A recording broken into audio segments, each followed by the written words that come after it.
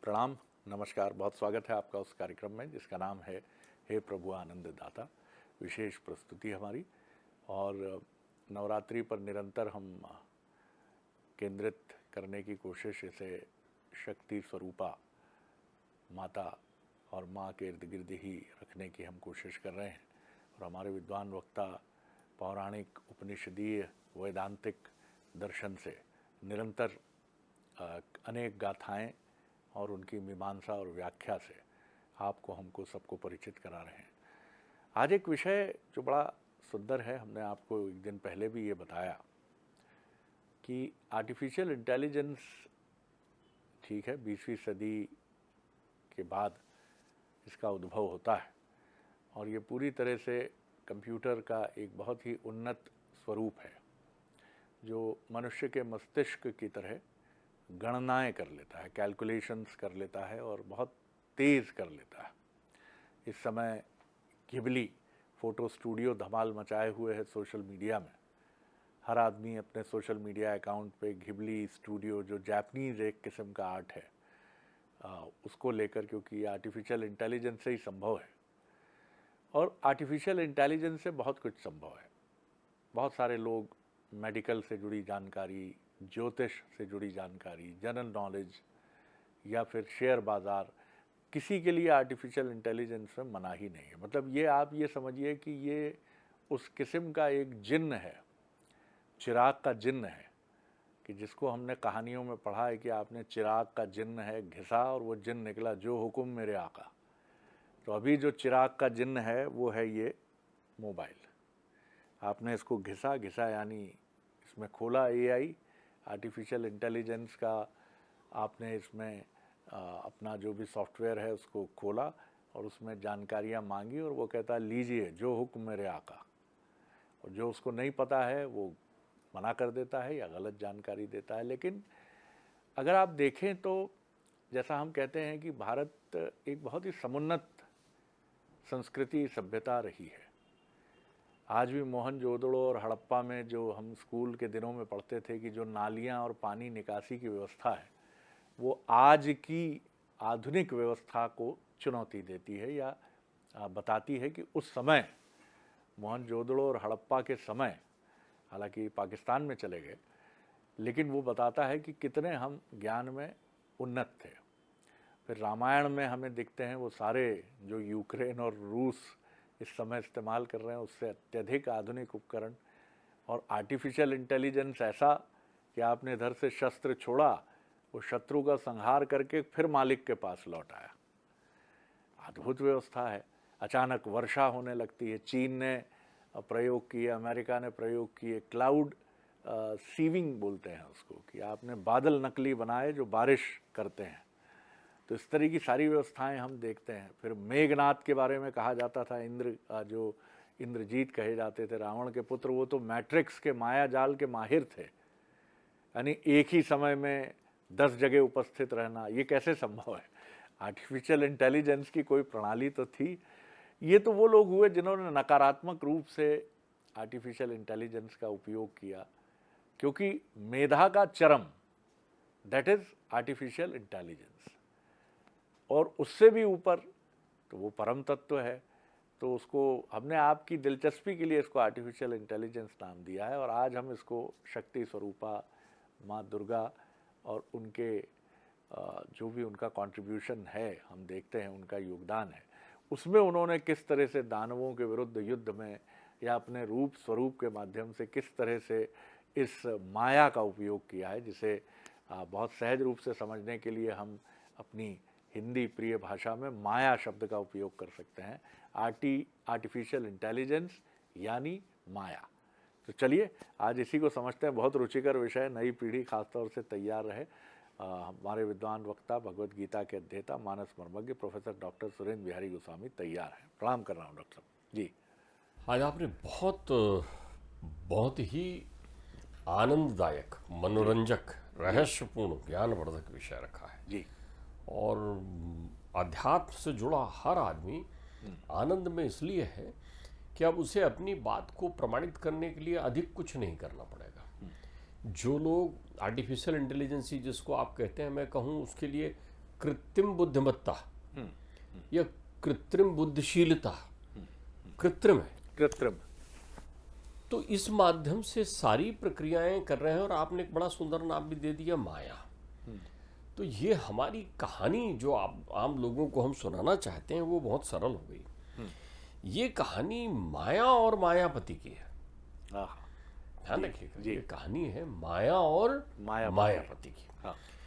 मायापति का अर्थ होता है जिसने माया का निर्माण किया है। पति यानी स्वामी, माया का जो स्वामी है। तो माया का स्वामी परिभाषित होता है माया से। माया जिसके लिए आपने इंद्रजाल, मकड़जाल इत्यादि शब्दों का उपयोग किया है। मैं अपने लोगों से बार बार कहता हूं कि हमारा जो मन है, जैसे आपके कंप्यूटर में सॉफ्टवेयर होता है ना, तो आपने एक सॉफ्टवेयर ही तो डेवलप कर लिया है जिसको आप आर्टिफिशियल इंटेलिजेंस कहते हैं। वो सॉफ्टवेयर डला हुआ है। तो हमारे यहाँ यही सॉफ्टवेयर मन कहलाता है। अनंत क्षमताओं से युक्त मन होता है और मन की उपज, मन स्थान है माया का। ठीक है, तो हमारे यहाँ माया इस स्वरूप में होती है। अब आप देखिए, आपके यहाँ वर्तमान आर्टिफिशियल इंटेलिजेंसी जिस सीमा पर पहुंची है उसे आप केवल चित्रित कर सकते हैं, दृश्यव्य है वो अभी, स्पर्श की मर्यादा से दूर है।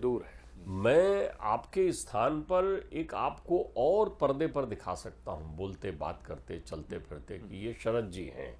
अब दो में से कौन शरद जी हैं पहचानिए, लेकिन मैं छूकर नहीं देख सकता दूसरे शरद जी को।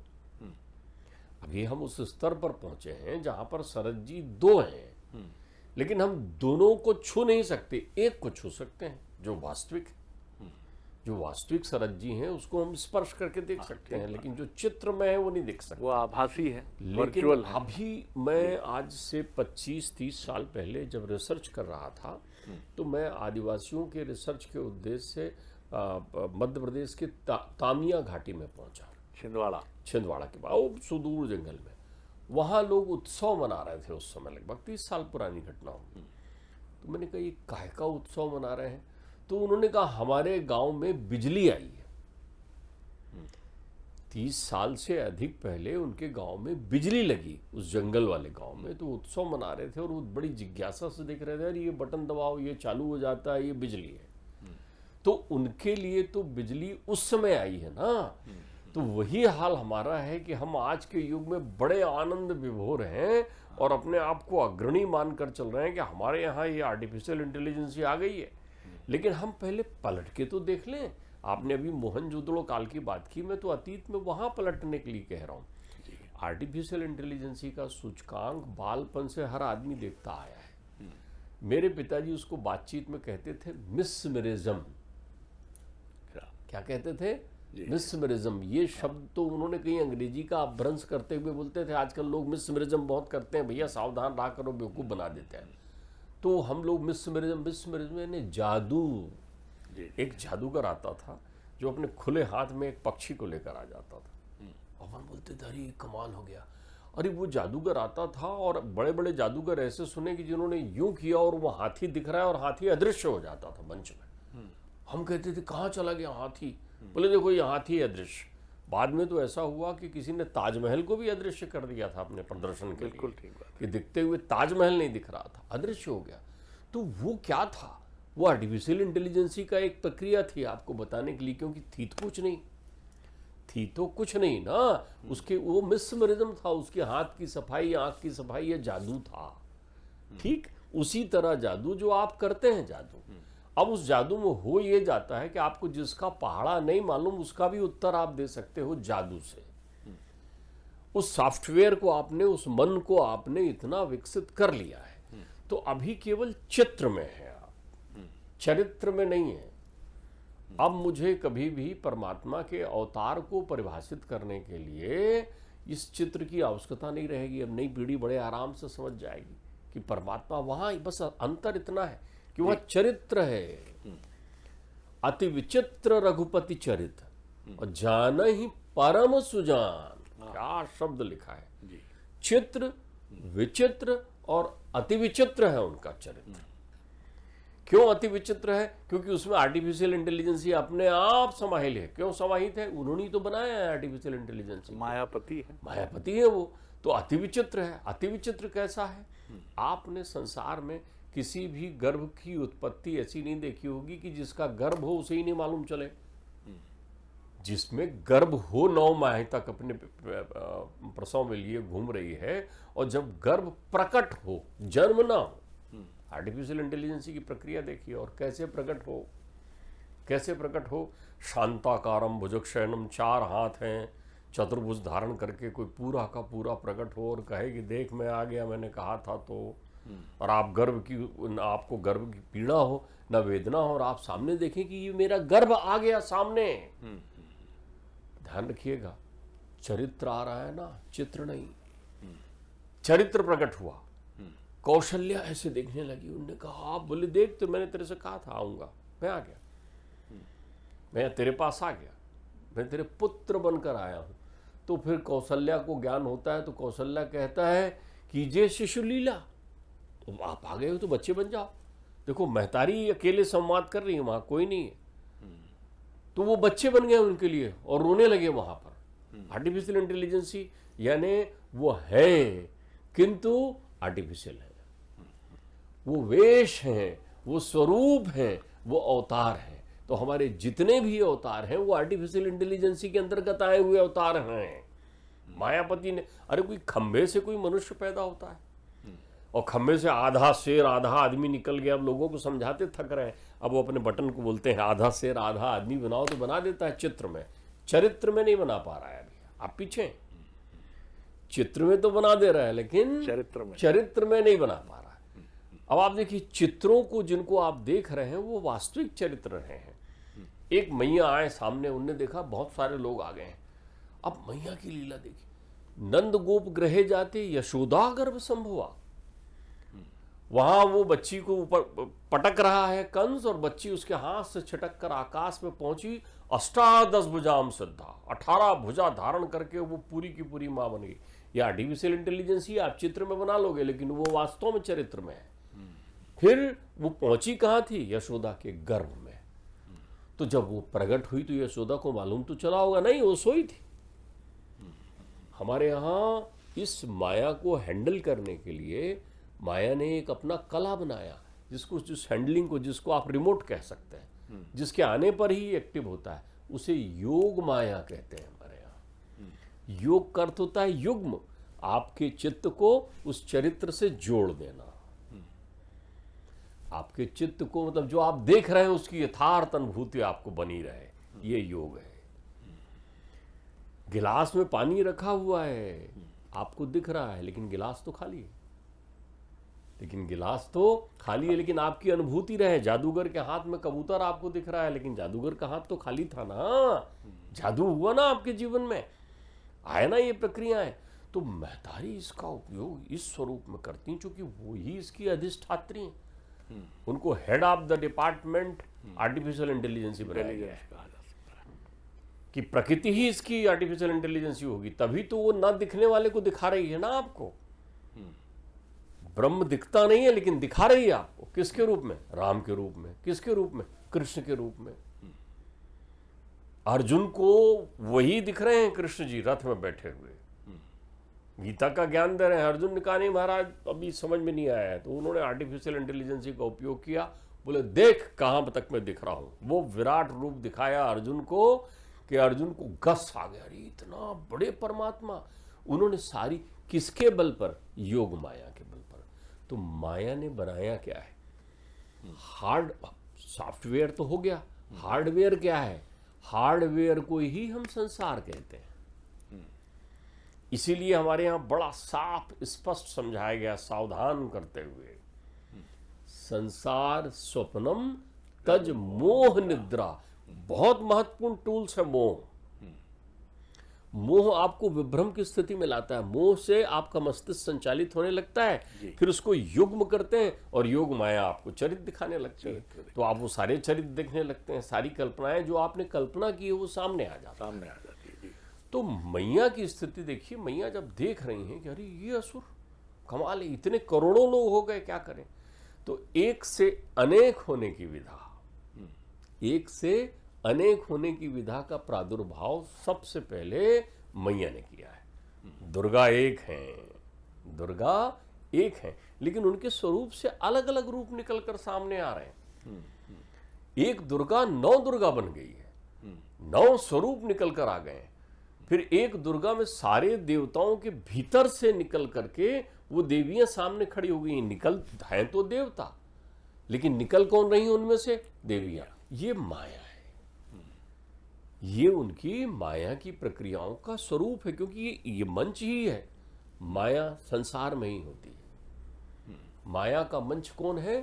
संसार। संसार। अभी तो आप सीख रहे हैं, अभी तो आपकी प्रारंभिक प्रक्रियाएं चल रही हैं, आप उसमें केवल गुन रहे हैं और आप आनंदित हो रहे हैं। माया का अद्भुत आनंद देखिए। और हमारे यहाँ हर व्यक्ति माया प्रारंभ करने के पहले इस बात का सूचकांक व्यक्त करता है कि देखो भाई, मैं अब ये बटन दबा रहा हूं, 16,000 गोप कन्याएं एकत्रित हो गई। 16,000 गोप कन्याएं, ये दुनिया का अद्भुत माया, दुनिया की अद्भुत आर्टिफिशियल इंटेलिजेंसी। आप इसके एक एक पन्ने को, एक एक शब्द को पढ़े तो नृत्य करने लगता है व्यक्ति की ऐसा कैसे हो गया। 16,000 गोप कन्याएं यमुना के जल पर स्नान करके और बालू से मैया कात्यायनी की पूजा करती हैं, और सब कहती हैं कि सुनो, वो जो बालक है ना यशोदा का, वो हमारा पति हो। वरदान मांग रही है मैया, प्रसन्न होकर कहती हैं तथास्तु जी। 10 वर्ष 7 वर्ष का बालक है। कितने वर्ष का बालक है? 7 वर्ष का बालक है। वो कह रहे हैं वो हमारे पति हो। और वो बालक भी हमें दिख क्यों रहा है? क्योंकि अति विचित्र, अति विचित्र है भाई वो। उनका वर्ण तो देखिए नीले रंग का वर्ण है। मैया के यहां प्रकट हुए हैं, वो भी उस माता पिता की संतान है जो माता पिता कभी इस नाम से सांसारिक रूप से मिले ही नहीं। कोई अलग बीड़ी में बंधा बैठा है, कोई अलग बीड़ी में बंधा है। वो वहां गृहस्थ जीवन का निर्वहन नहीं कर रहे हैं। सावधान, जिनको मालूम हो कि मेरे यहाँ कोई भी संतान होगी, वो सामने वाला मार डालेगा, तो उसको संतान पैदा ही काहे को करना है भाई। तो वो तो दोनों बेड़ियों में बंधे बैठे हैं, और अचानक मैया जो है प्रसव से होती हैं और कृष्ण का अवतरण होता है। मायापति जन्म नहीं लेते, अवतरण होता है। आर्टिफिशियल इंटेलिजेंसी में अवतरण की व्यवस्था है। जो कुछ भी उसका परिणाम है उसी को हमारे यहाँ अवतरण कहते हैं। अवतरण कहा गया है। आप आज के आर्टिफिशियल इंटेलिजेंसी से जो कुछ भी परिणाम करके बताते हैं, उस ट्रांजैक्शन का, उस प्रक्रिया का, उस व्यवहार का नाम है अवतरण। हस्तांतरण नहीं, जन्म नहीं, अवतरण। तो ये इस एपिसोड में तो हमने इस चीज़ को बहुत नज़दीक से समझा कि अवतरण की ये जो प्रक्रिया है ये किस तरह से होती है। यानी ईश्वर ने, आर्टिफिशियल इंटेलिजेंस तो बहुत एक छोटा शब्द हो जाएगा, लेकिन ईश्वर ने अपनी माया के विस्तार के लिए, योग माया जिसे हमारे विद्वान वक्ता डॉक्टर गोस्वामी कहते हैं, उसका विस्तार इस रूप में किया क्योंकि इस लौकिक जगत में उन्हें भी लौकिक स्वरूप में आना है। तो उन्होंने इसके लिए टूल एक चुना, और टूल चुना तो वो भी जाहिर तौर पर, अब जैसे 5 पांडवों की गाथा है कि कोई वायु पुत्र है, फिर उसमें जो छठे हैं कर्ण, सूत पुत्र भले ही कहलाए वो, लेकिन वो सूर्य के पुत्र हैं, और इसीलिए सब में दिव्य शक्तियां हैं। और जैसा डॉक्टर साहब कह रहे हैं, गाथा वही है कि आपने किसी ऋषि को प्रसन्न किया और उन्होंने कहा कि तुम देवताओं से भी जो मांगोगी वही शक्ति स्वरूप पुत्र जन्म लेगा। तो ये गाथाएं, आप ठीक है, हमारे आपके मन में इस समय लाखों प्रश्न कौन रहे होंगे, लेकिन बहुत सुंदर बात यह है कि हमारी ये जो गाथाएं हैं इनके सत्व को ग्रहण करना चाहिए, बजाय वितंडावाद खड़े करने के या क्रिटिसिज्म में जाने के या छिद्रान्वेषण करने के। हमें उसके रूप और स्वरूप को समझने की कोशिश करना चाहिए। अब ये जो चाहे 5 पांडव हों या मैया ने रक्त बीज का वध किया, तो कितने रक्त बीज थे, अब उनके लिए, उनको भी उतने ही रक्त बीजों से लड़ने के लिए उतनी ही मैया प्रकट हुई, और सबका हाथ रोक कर उन्होंने कि नहीं, कोई ज़मीन पर ना गिरे। क्योंकि इतने गिर चुके थे रक्त की बूंदें कि उतने रक्त बीज मैदान में थे। तो अब देखिए, माया का जवाब माया ही है, लेकिन एक माया फाल्स है, एक माया वास्तविक है, क्योंकि वो दुष्टता का दमन करने के लिए है। अगले एपिसोड में इस विषय को हम अपने विद्वान वक्ता से और समझने की कोशिश करेंगे। बहुत धन्यवाद डॉक्टर साहब, फिलहाल दीजिए अनुमति। नमस्कार। अगले एपिसोड में इसी का और विस्तार हम आपको प्रस्तुत करेंगे।